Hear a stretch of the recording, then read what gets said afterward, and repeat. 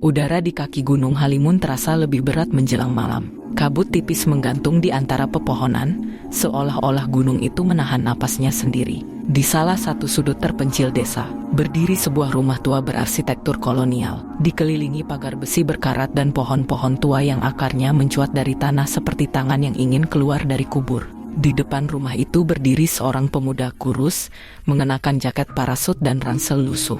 Dipta, mahasiswa jurusan antropologi dari Bandung, menatap pagar itu dengan campuran rasa gugup dan antusias. Ia sudah berbulan-bulan mencari informasi tentang kolektor aneh bernama Pak Surya, dan akhirnya mendapat undangan untuk berkunjung.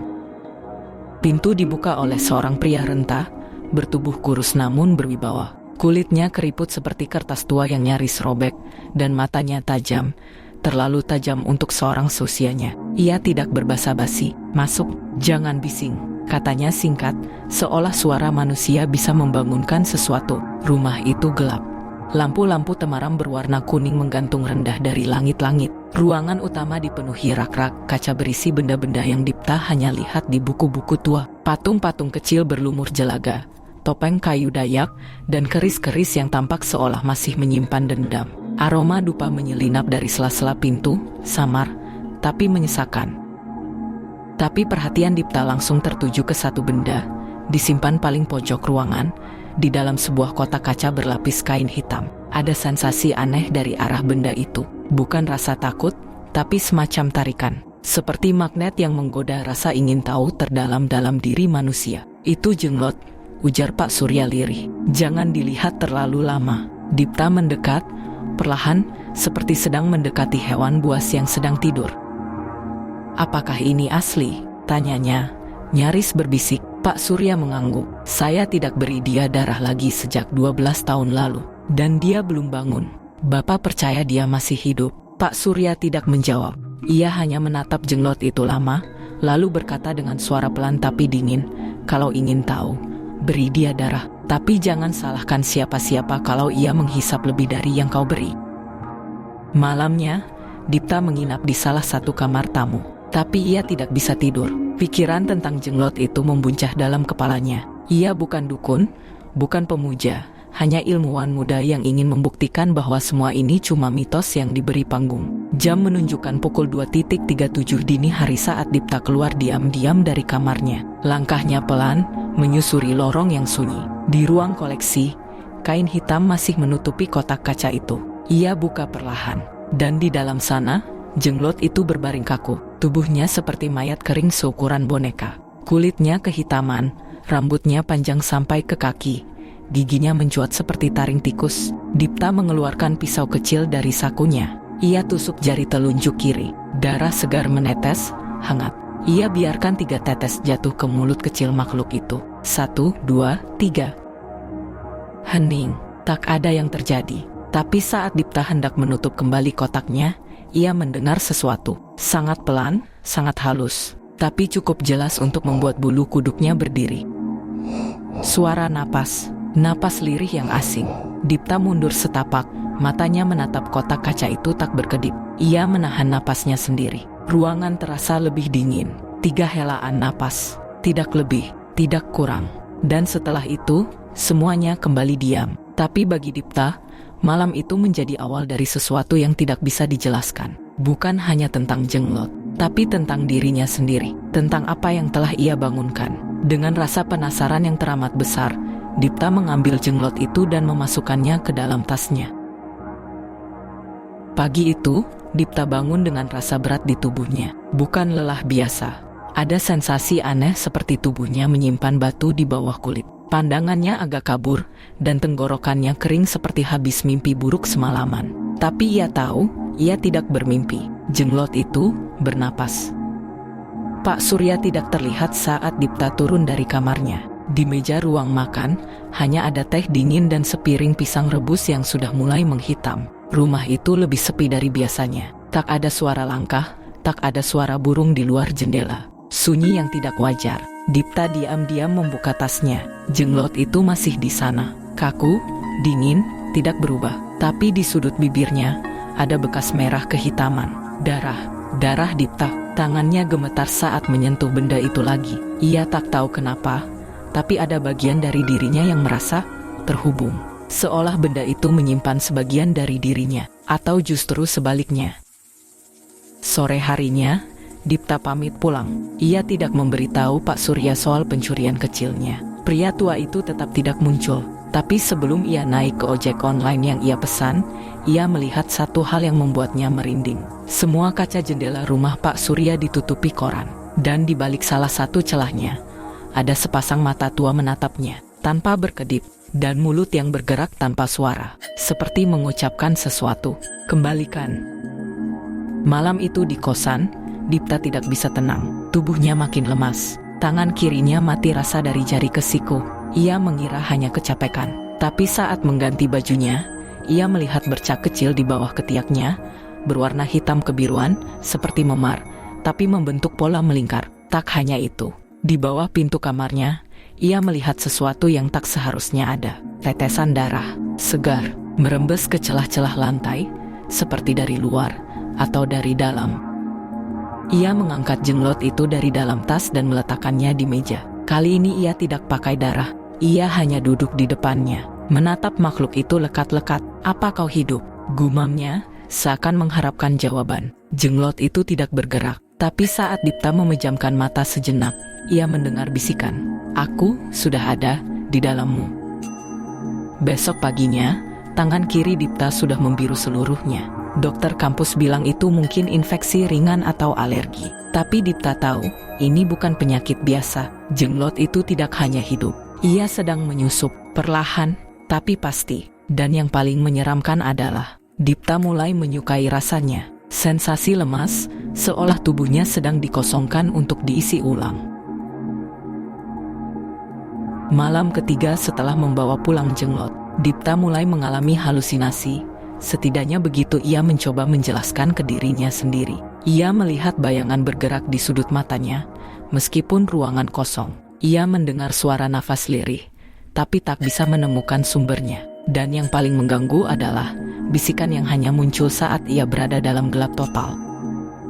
Bukan kalimat, tapi kata-kata asing, seperti bahasa kuno yang menggigit gendang telinga. "La, mantri, aksara, nang awakmu." Dipta merekam suara itu semalam, tapi saat diputar ulang, yang terekam hanyalah bunyi nafas berat 3 kali, lalu hening. Hari itu hujan turun lebat, atap kos bocor. Dipta duduk di lantai kamarnya, jenglot terbaring di hadapannya, dikelilingi lilin-lilin kecil yang mulai mengecil apinya. Benda itu seperti membusuk pelan-pelan, tapi anehnya, rambutnya makin panjang, sudah menyentuh meja. Ia berpikir, mungkin ia sudah gila. Tapi lalu terjadi sesuatu. Tetesan darah dari jarinya malam sebelumnya masih tertinggal di atas nampan logam kecil.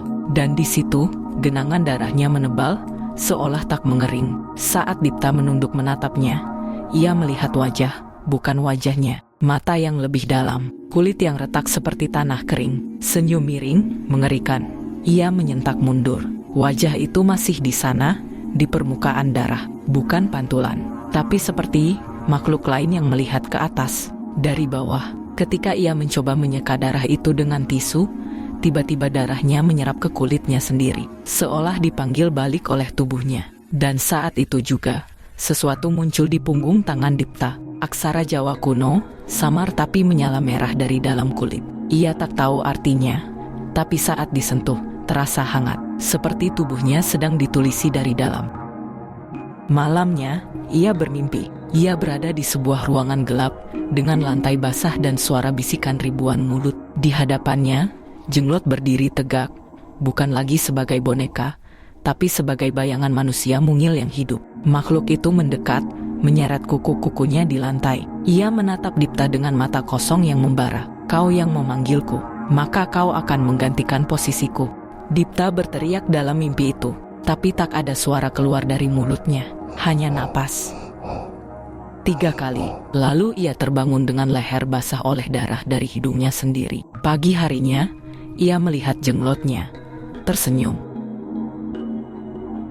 Dipta mulai kehilangan waktu. Ia bangun di tempat yang tidak ia ingat pernah datangi. Kadang di halte kosong, kadang di atap kampus, Pernah sekali ia terbangun di dalam kamar mandi umum, dengan kuku tangan penuh lumpur dan kaki tak beralas. Satu-satunya yang selalu ada bersamanya adalah tas ranselnya. Dan di dalamnya, jenglot itu yang kini terasa lebih berat. Setiap kali ia sadar, selalu ada hal baru di tubuhnya, goresan di dada, bercak tanah di lidah, atau simbol-simbol aneh muncul di kulit, hanya untuk hilang keesokan harinya. Ia mencatat semuanya, foto-foto, video, rekaman suara. Tapi saat diperiksa ulang, filenya rusak, seolah sesuatu tak mau kebenaran itu disimpan. Suatu malam, saat kota sepi setelah hujan deras, Dipta kembali ke ruang kosennya. Tapi suasananya tidak sama. Lampu redup, udara pengap, dan di tengah kamarnya, jenglot itu tidak ada di dalam tas. Ia menemukannya di meja, berdiri, seolah baru saja selesai melakukan sesuatu. Dan di tembok kamar, tertulis dengan darah kering, nafas keempat. Dipta nyaris muntah, tapi ketika ia menyentuh meja, kulit kayunya terasa panas. Dan tiba-tiba, matanya melihat sekilas sesuatu yang bukan dunia nyata, bayangan dirinya sendiri, tapi lebih kecil, kering, berjalan di antara pohon-pohon hitam, membawa kepala manusia dalam satu tangan, dan sebuah lilin di tangan lain. Sekilas, tapi cukup untuk membuat Dipta jatuh terduduk, menangis tanpa suara. Hari berikutnya, Dipta mencari bantuan. Ia mendatangi seorang dosen tua, Bu Ratna, pakar teks kuno dan mistis Nusantara. Wanita itu pendiam, tapi ketika melihat tulisan di punggung tangan Dipta, wajahnya langsung memucat. Kau sudah terikat, dan itu bukan jenglot biasa. Dipta terdiam. Apa maksud ibu? Jenglot biasanya hanyalah boneka bertuah. Tapi yang ini, Bu Ratna menarik napas panjang. Punya inti, nyawa yang tertunda. Ia membuka lemari tua, mengambil satu naskah kuno berbahasa Kawi.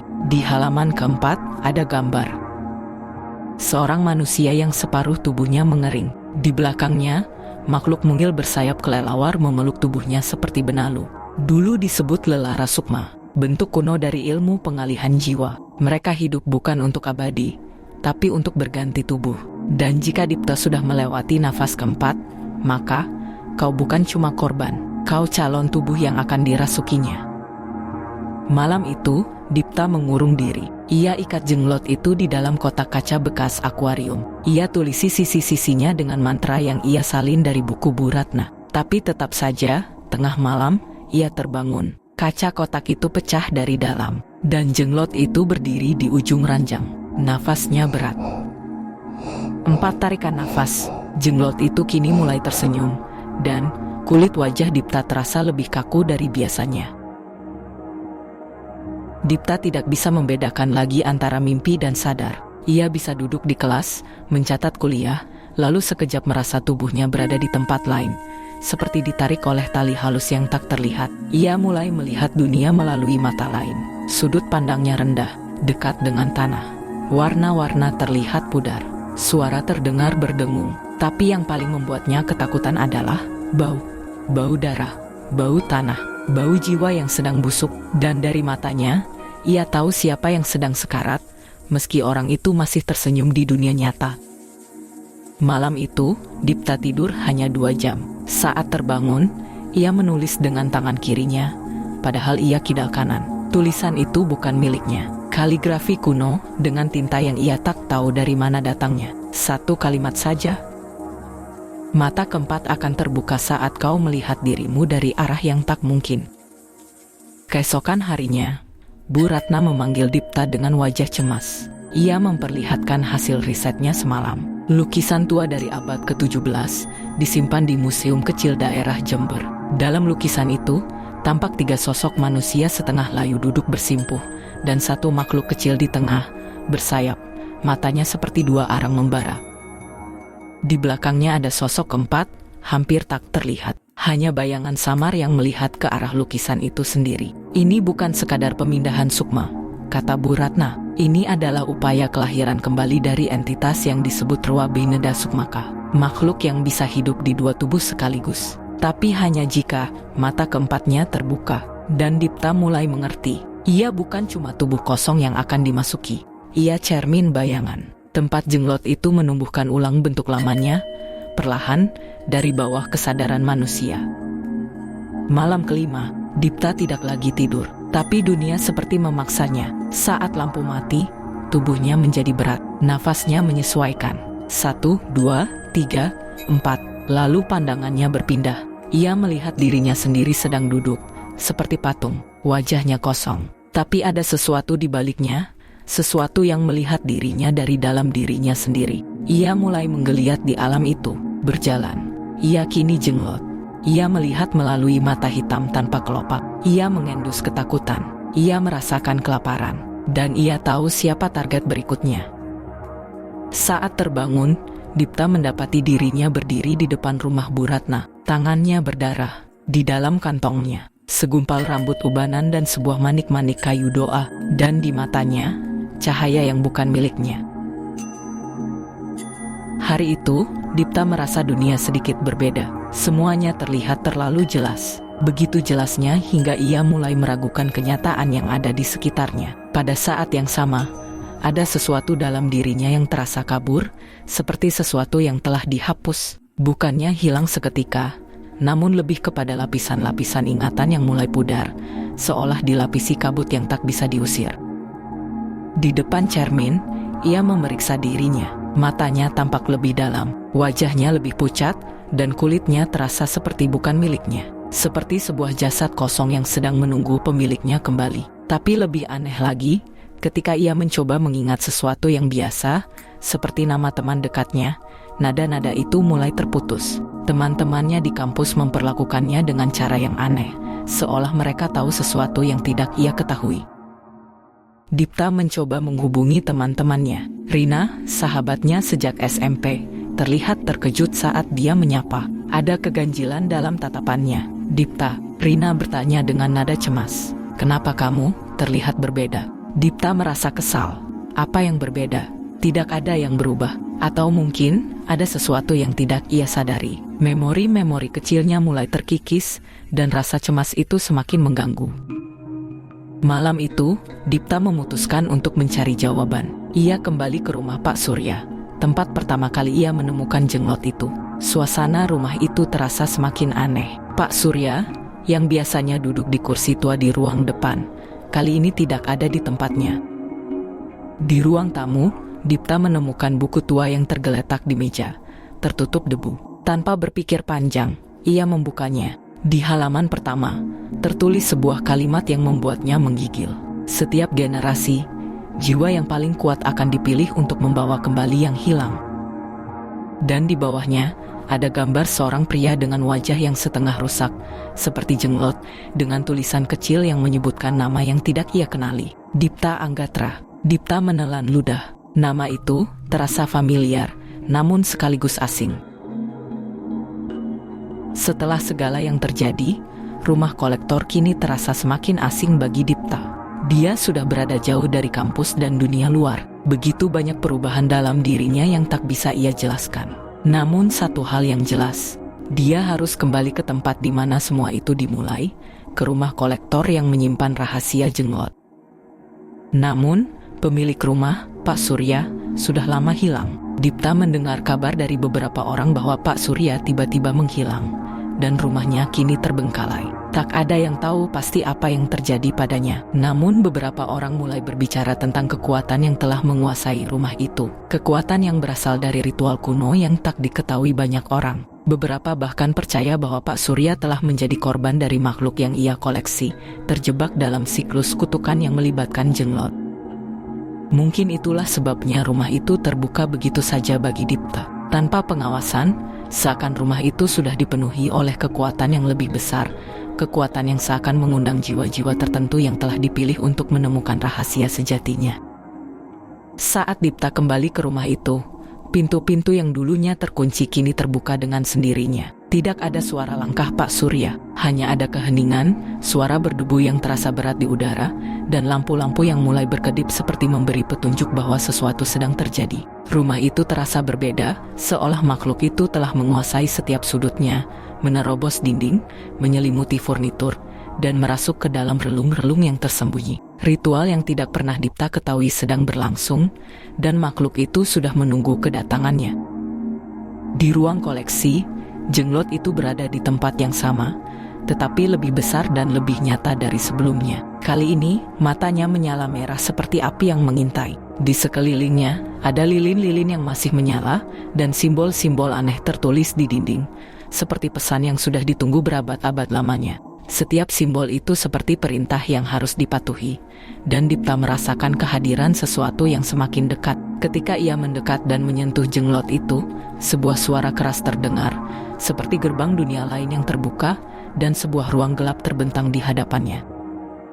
Di balik gerbang, ia menemukan sebuah ruangan besar, jauh lebih luas dari rumah kolektor itu sendiri. Ada altar besar di tengahnya, tempat di mana sebuah patung jenglot raksasa berdiri dengan mata menyala. Di sekeliling altar itu, ada orang-orang yang berbaring di lantai, tubuh mereka hampir tak bergerak, terperangkap dalam ritual yang sudah berlangsung lama. Tiba-tiba, dukun tua yang pertama kali dipertemukan dengan Dipta muncul. Wajahnya tetap tersembunyi di balik topeng, namun suaranya bergetar seperti sebuah perintah. "Kau telah datang pada waktunya," katanya. "Kutukan ini tidak hanya pada jenglot. Ini adalah takdir yang terjalin. Dengan darahmu, kutukan ini akan terhapus. Tapi dengan darahmu juga, dunia ini akan kembali terbuka."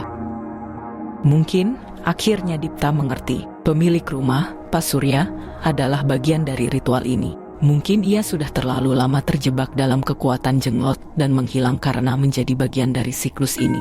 Mungkin, rumah itu bukan hanya sekadar rumah koleksi, itu adalah tempat untuk memelihara kutukan yang akan mengikat siapapun yang terlalu penasaran. Dipta berdiri di depan altar besar yang kini semakin menyala dengan energi yang gelap. Di sekelilingnya, patung-patung jenglot, seperti penjaga dunia lain, menatapnya dengan tatapan kosong yang penuh keinginan. Dukun tua berdiri di sampingnya, menyuruhnya untuk melanjutkan ritual dengan kata-kata yang tidak bisa Dipta hindari. "Ini adalah takdirmu," suara dukun tua terdengar seperti bisikan angin yang berputar. "Dengan darahmu, makhluk ini akan terlahir kembali, dan kutukan ini akan mengikatmu selamanya." Dipta bisa merasakan darahnya mendidih, tubuhnya terasa lebih berat. Namun, dalam hatinya, ada suara yang berbeda, sebuah teriakan yang meminta dirinya untuk berontak. Untuk pertama kalinya, Dipta merasakan sesuatu yang aneh. Sebuah kekuatan yang tidak bisa ia kontrol merasuki tubuhnya, menguasai gerakannya. Matanya terasa kosong, seakan ia bukan lagi manusia, melainkan makhluk yang lebih besar, lebih tua, lebih dekat dengan jenglot itu. "Jangan biarkan dia mengendalikanmu," suara itu kembali berbisik, lebih keras dari sebelumnya. "Kau masih bisa memilih." Namun, di luar kendalinya, tangan Dipta meraih belati besar yang sudah diletakkan di altar. Setiap tetes darah yang mengalir dari lukanya semakin mengikatnya dengan makhluk itu, menghidupkan sesuatu yang telah lama terpendam. "Kau bisa mengakhiri semua ini," suara itu berkata, lebih jelas dari sebelumnya. Dalam kebingungannya, Dipta sadar bahwa ia tidak hanya dihadapkan pada pilihan untuk mengakhiri kutukan atau menghidupkannya kembali, tetapi juga untuk memutuskan siapa yang akan mengendalikan dunia ini. Apakah dirinya, atau makhluk jenglot yang sudah mengikat jiwa-jiwa tak terhitung banyaknya? "Bakar dia," dukun tua berkata.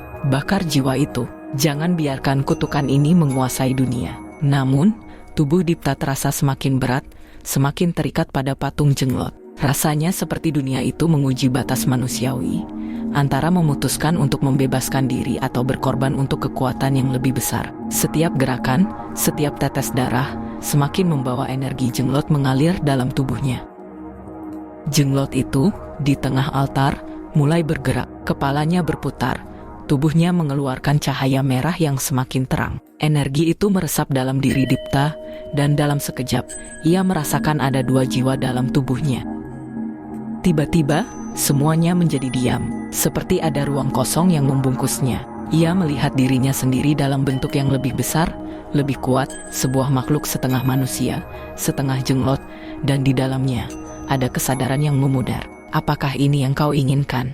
Suara dari jenglot itu terdengar, mendalam dan penuh kekuatan, menjadi bagian dari dunia yang tidak dapat kembali. Dipta merasa tubuhnya mulai terbakar, sukar untuk bernapas, seakan dunia ini mulai menelan dirinya. Tapi, di dalam kegelapan itu, ada suara yang lebih kuat. "Kau masih bisa memilih." Suara itu semakin jelas. "Jika kau bisa mengalahkan mereka, maka dunia ini akan kembali seperti semula." Dipta menggenggam belati besar yang ada di tangannya, dan tanpa berpikir panjang, ia menancapkan belati itu ke dalam tubuhnya sendiri, memotong ikatan yang mengikatnya dengan kutukan ini. Dengan sekali tebasan, dunia itu mulai hancur. Patung-patung jenglot yang mengelilinginya mulai pecah, dan tubuhnya kembali ke dalam kendali dirinya sendiri. Kegelapan yang menyelimuti ruang itu mulai tercerai-berai seperti kabut yang menghilang. Namun, di balik kemenangan itu, Dipta menyadari sesuatu yang lebih mengerikan. Meski ia berhasil mengalahkan kutukan, jiwanya kini terikat pada dunia lain, dunia yang lebih gelap dan lebih penuh kekuatan, dunia tempat jenglot berasal. Ketika Dipta membuka matanya, dunia tampak berbeda. Kegelapan itu telah hilang, tetapi ada sesuatu yang tertinggal, sesuatu yang terasa sangat dekat, mengalir di dalam tubuhnya. Kekuatan itu masih ada, tetapi ia kini tahu bahwa ia telah membayar harga yang sangat tinggi untuk membebaskan diri dari kutukan itu. Ia berdiri di tengah ruangan yang hancur, dikelilingi oleh puing-puing patung jenglot yang telah hancur menjadi serpihan-serpihan kecil. Ruang itu kini sepi, namun sepi itu tidak berarti aman. Setiap hembusan udara terasa berat, seakan ada sesuatu yang mengawasi. Meskipun ia telah berhasil mengalahkan kutukan jenglot, ia merasa terhubung dengan dunia lain, dunia yang penuh dengan energi gelap yang tak bisa ia lepaskan. Dipta merasakan perubahannya. Setiap gerakan tubuhnya terasa lebih kuat, lebih cepat, penglihatannya lebih tajam. Ia bisa melihat dengan jelas hal-hal yang tidak bisa dilihat oleh manusia biasa. Bayang-bayang yang bergerak, suara bisikan yang hanya bisa didengar oleh jiwa-jiwa yang terpilih. Namun, ada satu hal yang lebih mencengkeramnya, perasaan nyaman. Ia merasa seolah-olah kekuatan itu adalah bagian dari dirinya, seperti kehadiran yang telah lama hilang dan kini kembali pulih. Bahkan, ada sensasi kenikmatan yang ia rasakan saat ia mengendalikan kekuatan itu, yang membuatnya tergoda untuk melangkah lebih jauh. Meskipun sebelumnya ia telah berjuang untuk membebaskan dirinya dari kutukan ini, sekarang Dipta merasa terhubung dengan kekuatan yang selama ini ia anggap sebagai musuh. Ia mulai bertanya-tanya apakah kutukan itu benar-benar kutukan, atau justru anugerah yang memberinya kemampuan untuk mendominasi dunia ini. Di luar rumah kolektor, malam itu tiba lebih cepat dari biasanya. Kehidupan dunia luar tampak semakin jauh, dan yang ada kini hanyalah keinginan untuk mengetahui lebih banyak. Dengan setiap langkah, ia merasa semakin kuat, semakin terhubung dengan energi jenglot yang mengalir di dalam dirinya. Apa yang terjadi padaku? Gumam Dipta pada dirinya sendiri, merasakan kekuatan yang memancar dari tubuhnya. Aku lebih dari sekadar manusia sekarang. Beberapa hari setelah kejadian itu, Dipta mulai merasakan keanehan yang semakin mendalam. Teman-teman kuliahnya mulai menjauh, seolah mereka bisa merasakan ada sesuatu yang berubah dalam dirinya. Setiap kali ia mendekati seseorang, mereka tampak tidak nyaman, seperti ada ketakutan yang tidak bisa dijelaskan. Namun, yang lebih menarik perhatian Dipta adalah kemampuannya untuk mengendalikan mereka. Ia bisa memanipulasi pikiran orang-orang di sekitarnya, mengubah keputusan mereka tanpa mereka sadari, bahkan membuat mereka melakukan hal-hal yang sebelumnya tak pernah mereka lakukan. Pada awalnya, ia merasa senang dengan kemampuan itu, bahkan tergoda untuk mencobanya lebih jauh. Ia bisa mengendalikan takdirnya, mengatur kehidupan orang lain, menjadi penguasa di dunia ini. Namun, semakin dalam ia terjerumus, semakin ia merasakan sesuatu yang lebih gelap dalam dirinya. Kekuatan itu bukanlah sesuatu yang bisa dikendalikan begitu saja. Ada sesuatu yang menggerakkan dirinya, seolah makhluk jenglot itu masih ada, memandu langkahnya dalam setiap keputusan yang ia buat. Suara itu kembali mengingatkan Dipta bahwa tidak ada kebebasan tanpa konsekuensi. Dengan kekuatanmu datanglah tanggung jawab. Suara itu berkata dalam bisikan yang menyelinap di pikirannya. Tapi tanggung jawab itu bukan hanya untuk dunia yang kau kenal, itu juga untuk dunia yang kau tinggalkan. Tiba-tiba, Dipta merasa ada sesuatu yang muncul dari dalam dirinya, seakan ada suatu makhluk lain yang terbangun. Ada keresahan, ada pertarungan dalam dirinya sendiri, antara manusia yang masih ada dan makhluk jenglot yang baru saja mengambil alih. Kekuatan itu mungkin telah memberinya kenikmatan, tetapi penguasaan penuh atas dirinya sendiri mulai memudar. Sekarang, Dipta harus menghadapi pilihan yang lebih sulit. Apakah ia akan terus memanfaatkan kekuatan ini untuk mengendalikan dunia yang sudah ia anggap sebagai miliknya? Ataukah ia akan kembali melawan, berusaha untuk mencari jalan keluar dari kekuatan yang mengikatnya? Dipta duduk di ruangannya, menatap refleksi dirinya di kaca yang besar. Tubuhnya terasa lebih kuat, namun juga lebih dingin, lebih terisolasi dari dunia yang dulu ia kenal. Kekuatan itu mengalir dalam dirinya, mengisi setiap ruang yang dulu kosong. Jenglot, makhluk yang pernah membuatnya takut, kini terasa seperti bagian dari dirinya, bukan kutukan lagi, melainkan sebuah sumber kekuatan yang tak terhingga. Setiap hari, Dipta merasa semakin sulit untuk menahan diri dari godaan yang datang dengan kekuatan itu. Manusia, yang dulu hanya mahasiswa biasa yang mencari kebenaran, kini mulai melihat dunia ini berbeda, sebuah dunia yang bisa ia kendalikan dengan kekuatan yang baru ia miliki. Malam itu, ia berada di tengah ruangan gelap yang dipenuhi dengan berbagai benda mistis. Di meja di depannya, ada jamu hitam yang mengeluarkan aroma yang menyesakan, serta berbagai benda gaib lainnya. Di balik meja, ia kini bukan hanya mahasiswa, tetapi seorang praktisi spiritual, Dipta sang dukun yang dikenal di banyak tempat. Setelah ritual terakhir yang membebaskannya dari kutukan, Dipta tahu bahwa ia bisa memanfaatkan kekuatan itu untuk memperoleh segala sesuatu yang ia inginkan. Ia mulai belajar lebih banyak tentang ilmu hitam, pesugihan, pelet, santet, dan susuk. Semua praktik yang dulunya ia anggap tabu kini menjadi jalan menuju kekayaan dan kekuasaan. Orang-orang mulai datang kepadanya, memintanya untuk memberikan keberuntungan, menghancurkan lawan, atau bahkan mengubah nasib mereka dengan kekuatan gaib yang Dipta kuasai. Setiap permintaan yang datang semakin membuatnya terbawa arus. Uang, penghormatan, dan kekuasaan datang begitu mudah setelah ia menguasai segala macam ritual jahat. Meskipun ia tahu bahwa ini salah, ada kesenangan yang datang dengan setiap kali ia menggunakan kekuatannya untuk mengubah takdir orang lain. Di mata mereka, ia adalah seseorang yang tak bisa dihentikan, Dipta sang dukun, yang bisa mendapatkan apa saja dengan kekuatan jenglot yang ia miliki. Kau bisa mengubah hidupmu, Dipta. Suara itu kembali berbisik. Dengan kekuatan ini, kau bisa menjadi penguasa dunia ini. Dipta menutup matanya dan mengangguk, merasakan kehadiran makhluk itu yang selalu ada di dalam dirinya. Tak ada lagi rasa bersalah yang menghantuinya, hanya rasa kepuasan yang datang setiap kali ia berhasil mengubah takdir orang lain, memperdaya mereka dengan janji-janji kekuatan yang datang dari dunia yang tak mereka pahami. Kini, Dipta telah benar-benar meninggalkan kehidupannya sebagai mahasiswa. Universitas itu hanya sebuah kenangan yang sudah lama ia lupakan. Rumah yang dulu sepi dan sederhana kini telah berubah menjadi tempat yang penuh kemewahan. Ia memiliki segala yang diinginkannya, rumah megah, mobil mewah, dan yang terpenting, kekuasaan yang tak terbatas. Orang-orang datang kepadanya, minta bantuan untuk segala macam hal gaib, dan Dipta selalu memberikan solusi dengan harga yang tinggi. Setiap ritual yang ia lakukan, ia tahu bahwa itu semua ada biaya yang harus dibayar, tetapi sekarang Dipta tak peduli lagi. Baginya, kekuatan itu lebih penting daripada penebusan. Dunia gaib dan dunia nyata kini telah bertemu dalam dirinya, dan ia telah menjadi penguasa atas keduanya. Namun, meski segala keinginan materialnya tercapai, ada satu hal yang tak bisa Dipta hindari, perasaan kosong yang terus mengikutinya, seperti bayangan yang tak bisa dihilangkan. Di dalam dirinya, meski kekuatan itu membawanya pada kesuksesan, ia tahu bahwa ada sesuatu yang telah ia korbankan, sebuah jiwa yang hilang, sebuah kemanusiaan yang perlahan-lahan menghilang.